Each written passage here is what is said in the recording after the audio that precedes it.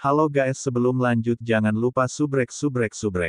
Long Hao Shen menoleh untuk melihat Zhang Fangfang, memberitahunya dengan nada serius, Saudara Zhang, jika semuanya tidak berjalan dengan baik, aktifkan saja permata ilusi dan pergi, kami memiliki cara kami sendiri untuk kembali. Zhang Fangfang mengangguk sebagai jawaban.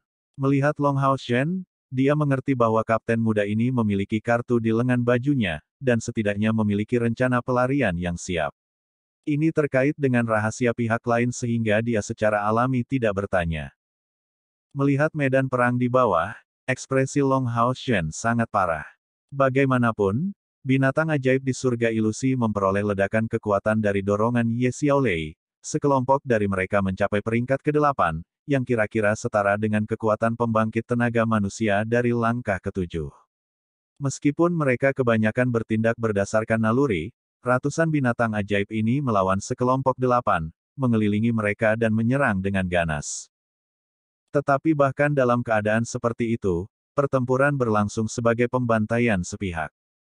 Dari 8 iblis, Ahbao berada di tengah dan gaya bertarungnya sederhana dan lurus. Serangan dari binatang ajaib sama sekali tidak berguna melawannya, dan dia tidak menghindarinya, hanya meluncurkan serangannya sendiri terhadap mereka. Semua binatang ajaib di depannya tidak akan bisa lepas dari nasib dicabik-cabik. Pada saat yang sama, dia mengandalkan kekuatannya sendiri untuk memblokir sebagian besar serangan yang diarahkan padanya, memainkan peran yang setara dengan Long Hao Shen di timnya.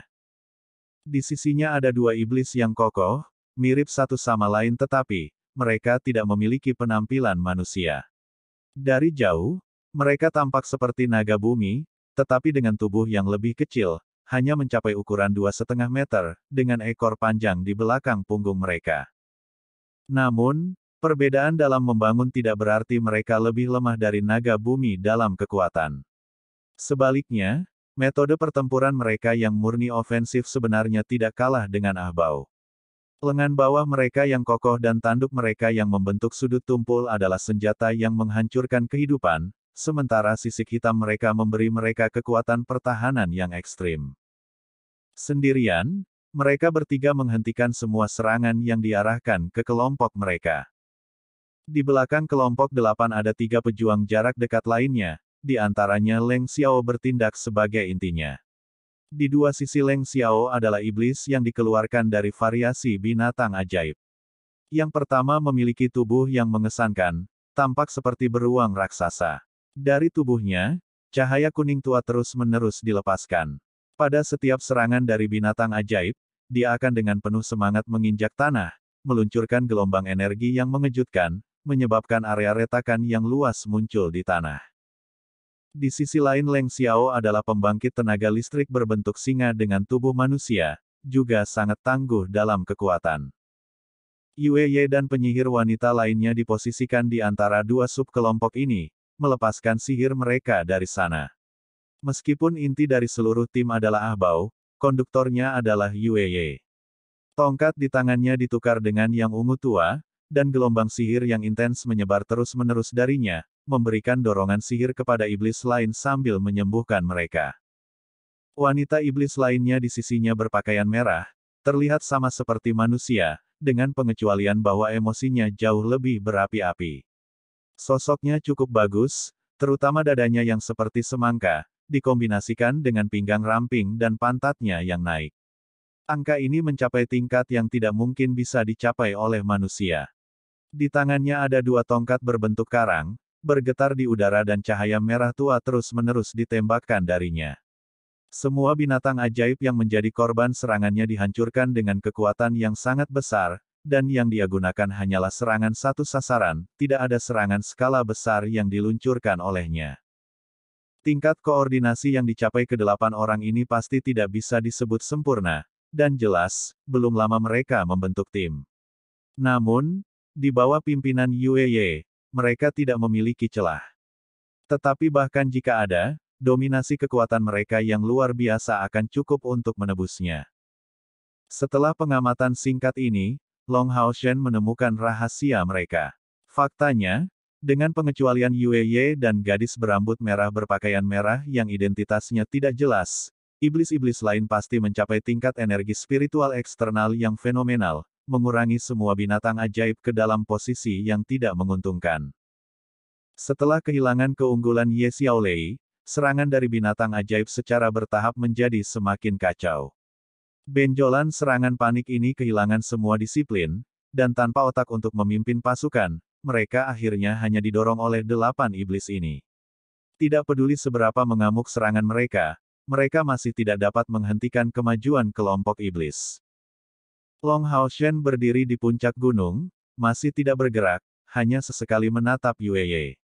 Jika dia bisa memerintahkan binatang ajaib itu, mungkin mereka masih bisa menghentikan musuh seperti yang mereka lakukan sebelumnya, tapi dia tidak bisa. Yang bisa dia lakukan sekarang hanyalah mengandalkan medan untuk mencoba mengulur waktu. 1 jam adalah waktu yang sangat lama, dan di bawah pengaruh mantra Ahbao, pembangkit tenaga iblis ini tidak merasa lelah, mendorong maju setiap detik. Setiap langkah yang mereka ambil, beberapa darah dan organ internal binatang ajaib akan bertebaran di udara. Setelah penyegelan Ye Xiaolei dengan teknik ramalan hebat, bala bantuan dari binatang ajaib yang melonjak dari segala arah berkurang. Ini adalah berita buruk lainnya. Chai'er dengan tenang bergabung dengan sisi Long Hao Shen, memberitahunya dengan suara rendah, haruskah ini dilakukan? Meskipun dia tidak mengatakannya dengan jelas, Long Hao Shen mengerti apa yang dia maksud, dan dengan ringan menggelengkan kepalanya sebagai jawaban, sekarang belum waktunya. Chai'er menunduk, dan tidak mengatakan apa-apa lagi.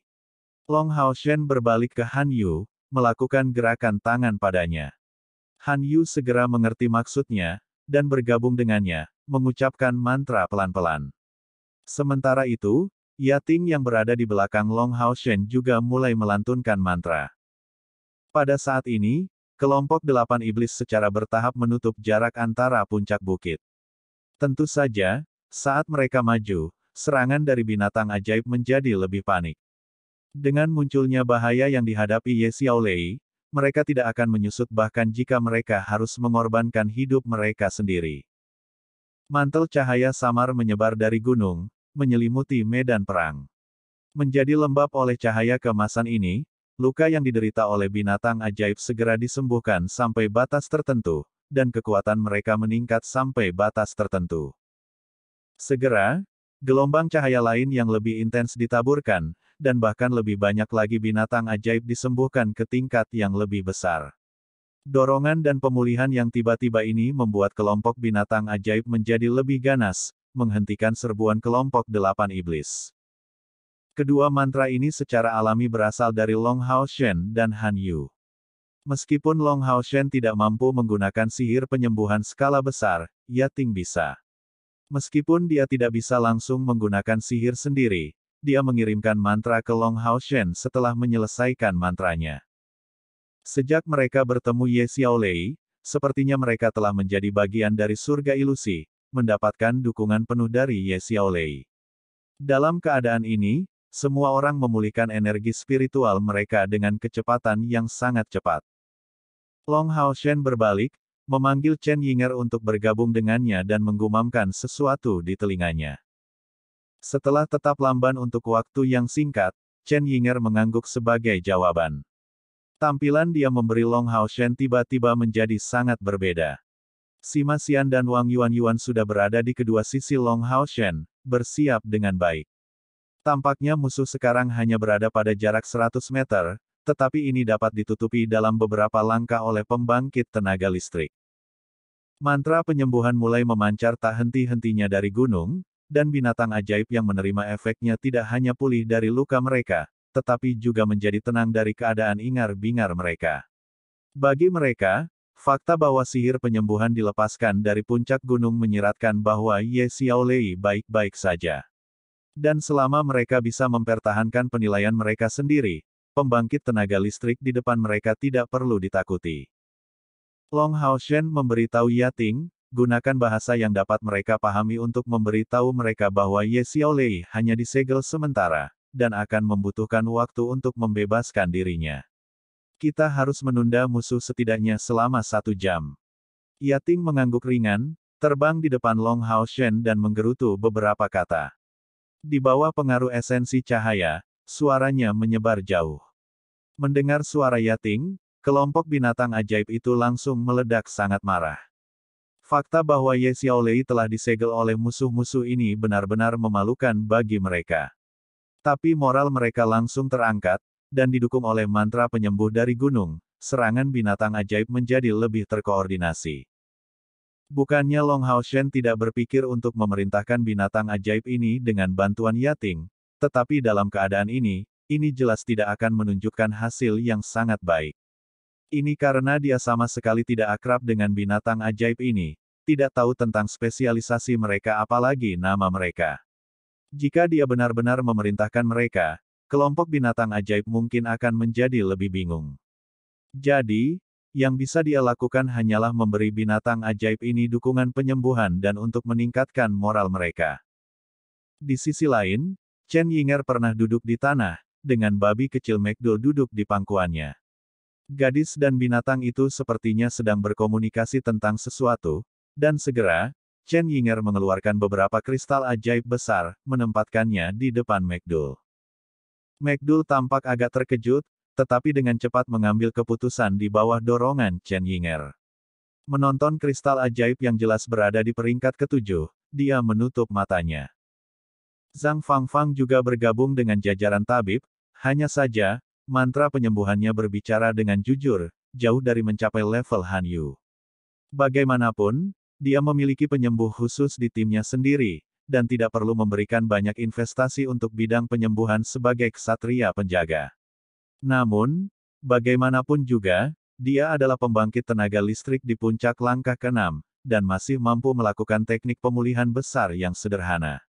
Meskipun mantra penyembuhan skala besar tidak asing baginya, yang ditargetkan tunggal tidak. Serangkaian pemulihan hebatnya ditujukan pada binatang ajaib yang terluka parah, dan memberikan dukungan kepada binatang ajaib di samping penyembuhan skala besar Yating dan Han Yu. Dengan bantuan mereka serta berita bahwa Ye Xiaolei disegel, binatang ajaib secara paksa menahan 8 iblis yang menyerang. Secara khusus, kemampuan penyembuhan skala besar menjadi elemen ringan, efeknya tidak berbeda dari mantra ofensif di mata iblis. Meskipun tidak dapat menimbulkan luka nyata pada iblis-iblis ini, itu masih memiliki efek melemahkan mantra penguat ahbau yang diuntungkan oleh semua sekutunya. Long Haoshen melirik ke langit, sebelum melihat Ye Xiaolei berikutnya, mengeraskan tekad dan tekad batinnya. Ini bukan pertama kalinya dia memimpin pertempuran yang bisa dikatakan mencapai skala perang, tapi kali ini jelas yang paling berbahaya. Jika kelompok 8 ahbau mencapai mereka, akan sulit untuk mengatakan berapa lama mereka akan mampu melawan. Setidaknya untuk saat ini kekuatan mereka masih jauh dari genggaman mereka. Namun, dengan begitu banyak binatang ajaib yang kuat, pihak mereka berhasil memblokir kekuatan utama musuh. 1 jam, yang mereka butuhkan hanyalah 1 jam. Dalam kedipan cahaya redup, Long Haoshen menunjukkan tatapan sedingin es, menatap langsung ke mata ahbau. Penampilan mereka bentrok satu sama lain di udara, seolah menghasilkan kilauan yang tak terhitung jumlahnya. Dalam hal kekuatan, Long Haoshen masih jauh dari setara dengan dia, tapi dia tidak kalah sedikit pun dengan dia dalam temperamen, dan khususnya, dalam hal kekuatan mental, Long Haoshen setara dengan pihak lain. Tatapan dingin ahbau terkonsentrasi pada Long Haoshen, tapi dia sebenarnya jauh lebih terkejut daripada yang terakhir. Matanya terfokus pada kelompok Long Haoshen di atas gunung, yang tidak terhalang sedikit pun oleh binatang ajaib. Baginya, ini pasti konspirasi dari manusia. Fakta Long Haoshen berhasil membawa begitu banyak orang melalui Illusory Paradise sudah di atas harapannya, tapi dia melihat di atas bahwa kelompok Long Haoshen ini jelas dalam simbiosis sempurna dengan binatang ajaib dari Illusory Paradise.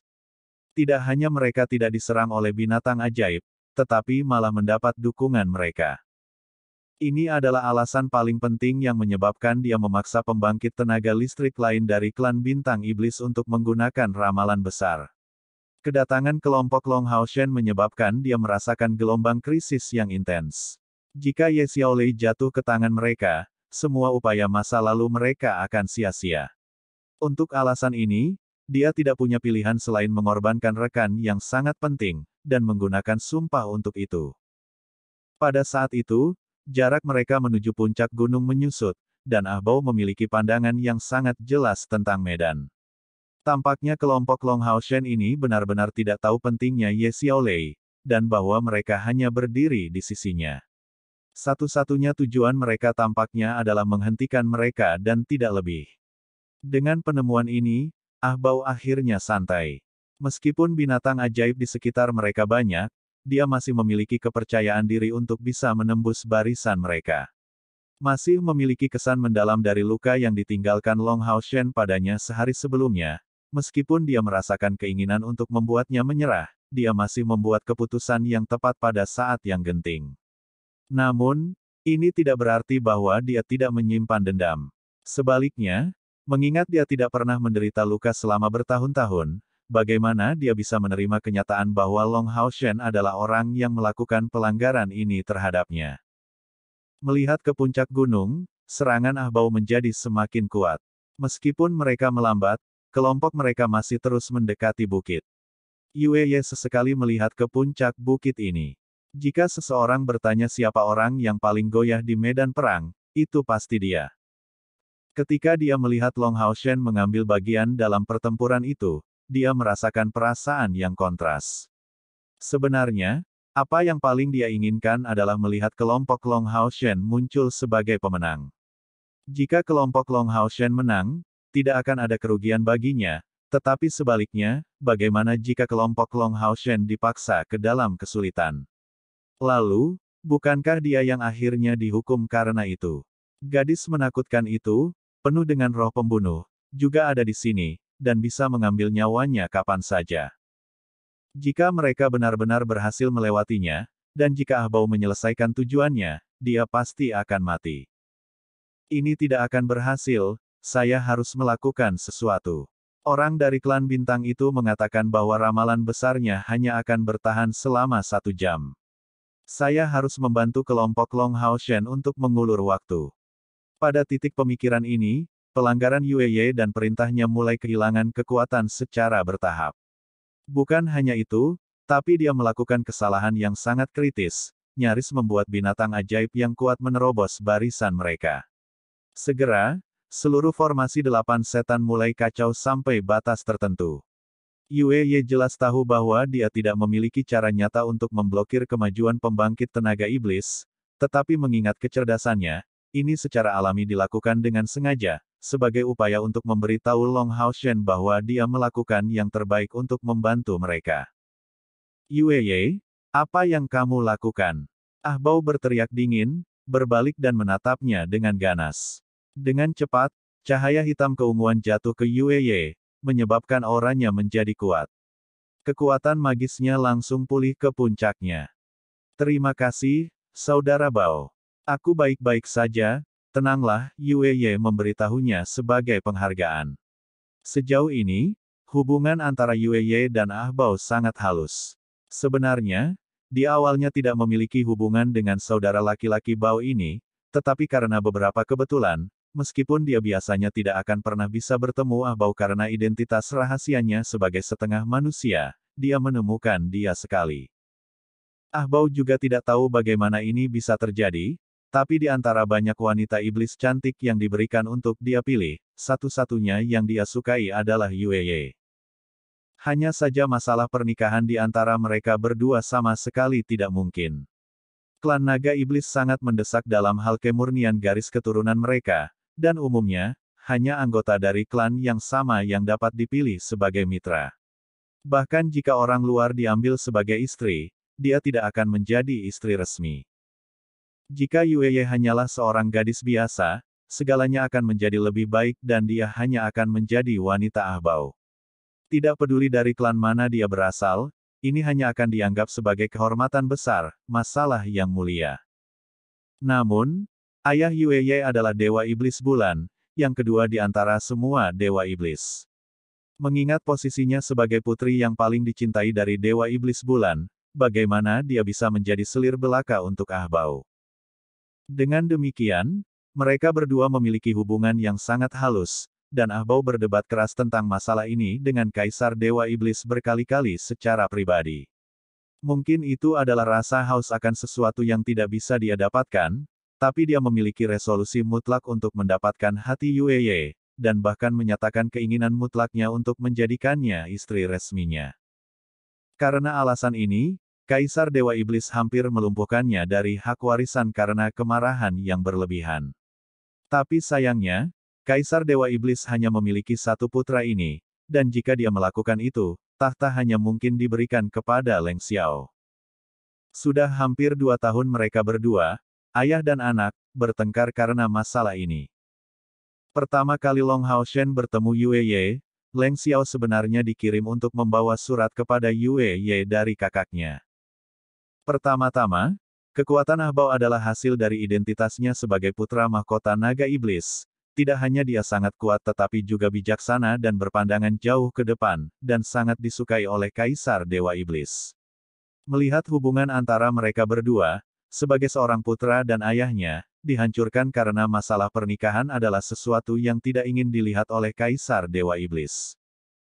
Meskipun bakat Leng Xiao juga signifikan, itu masih jauh dari Ah Bao, terutama karena Ah Bao mengungkapkan bakat seperti itu akhir-akhir ini selama bertahun-tahun, menampilkan ledakan bakat luar biasa yang berasal dari garis keturunannya sebagai naga iblis.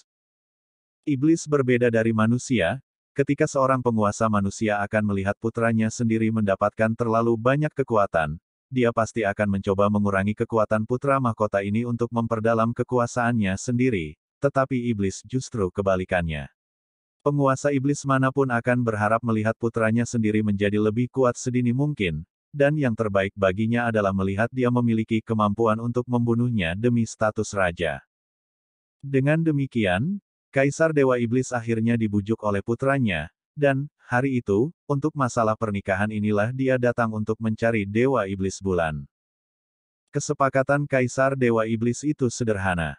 Dia bisa membiarkan putranya memilih Yue Ye sebagai istri resmi, tetapi dalam kasus ini, putranya harus memilih 2 wanita dari klannya sendiri sebagai selir, dan harus berjanji kepada semua anggota klannya bahwa penerus masa depannya akan dipilih.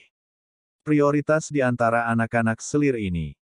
Mengingat betapa hebatnya posisi Kaisar Dewa Iblis di antara semua ras iblis, menjadi sedikit fleksibel seperti ini bukanlah masalah baginya. Bahkan jika beberapa tidak setuju, mereka akan ditekan oleh ayah dan anak, jadi masalah ini sudah bisa dikatakan sudah diperbaiki.